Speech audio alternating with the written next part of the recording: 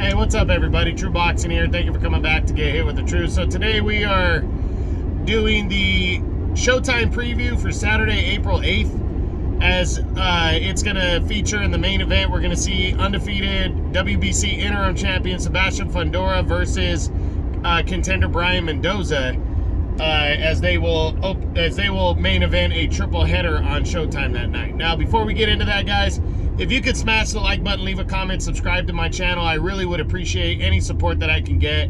Just trying to get everything out there, the information, and give you some insight on what's going on in boxing.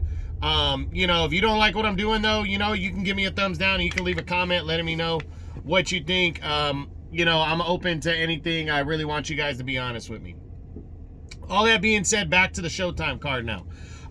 We'll get to the undercard first. There's going to be two undefeated lightweight guys on the rise. Featherweights, I'm sorry. They're going to be colliding. Both of them undefeated, kind of prospects. I think Showtime's going to start leaning towards this way, where they have their cards opening up with two undefeated fighters, or co-maining, depending on who they are. That's going to open up the card.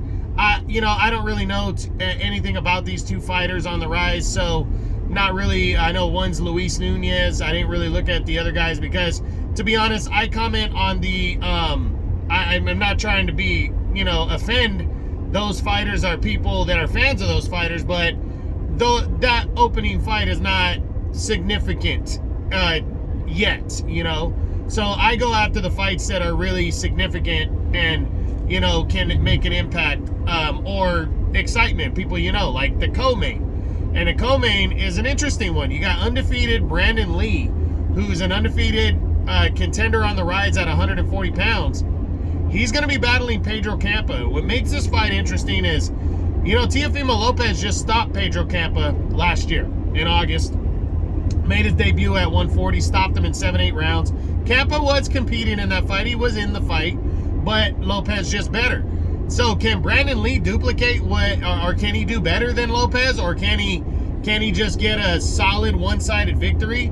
That's going to be the test here. That's going to be a benchmark, and it really could, shoot Brandon Lee highly up, more than he is already. It could really get people looking at him in a different light.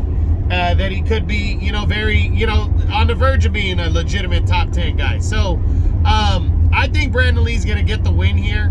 I think he'll outwork Pedro Campa. I'm not sure if he's going to stop him, though. Campa seems tough.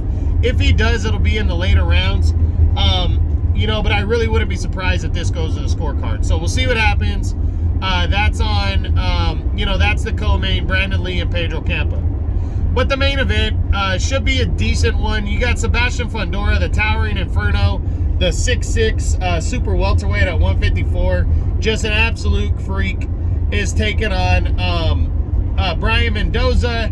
On paper, first off, the interim title on the line here at 154, the WBC interim title. What makes this fight enticing is that it's for the,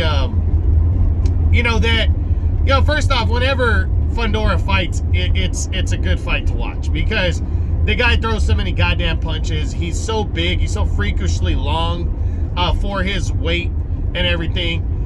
Brian Mendoza is he's 21-2. He's coming off a knockout win of Jason Rosario, but as we've seen over the last few years, that's not really too big of a deal. But it's still significant enough to earn him this fight with Fundora, as Fundora continues to wait around to see if he's going to get a Charlo fight or a big fight, as he seems to be widely avoided at 154, especially since his fight of the year last year, knockout victory of Erickson Lubin to capture the vacant WBC interim title. So now, Fundora heading into this one, a lot of confidence. He's coming off of a harder than expected decision win over Carlos Ocampo last year.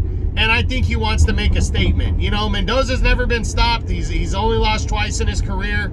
But definitely not, hasn't been in a ring with somebody like Fundora.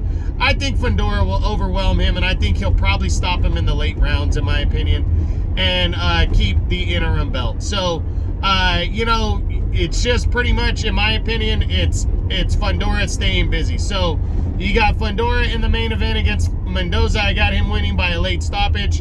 And then you also have Campa and Brandon Lee. I got Lee winning a decision or by a late stoppage. So that's it. That's what I got.